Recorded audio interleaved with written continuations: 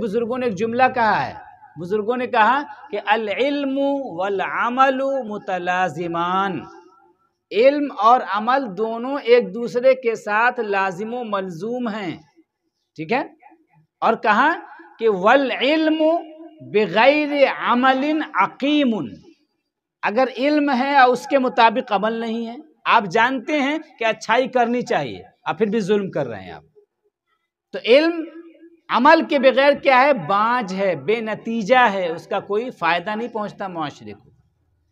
वल अमलु बिगैर इल्मिन सकीमुन, और अमल खाली खाली है, इल्म नहीं है, तो आपके अमल में कमी ज़रूर होगी, ऐब ज़रूर होगा, चूँकि सही तरीक़ा आपको मालूम नहीं है अमल करने का।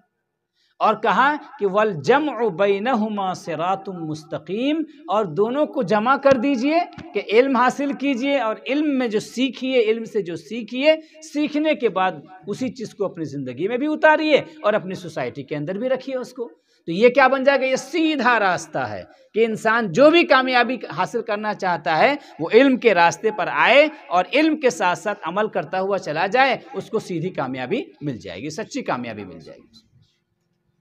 तो ये तो इस लिहाज से हुआ कि अगर आपको आखिरत में कामयाबी हासिल करनी है तब भी इल्म ज़रूरी है, और इस रुए ज़मीन पर अगर इज़्ज़त के साथ बसना है, सर उठा के जीना है,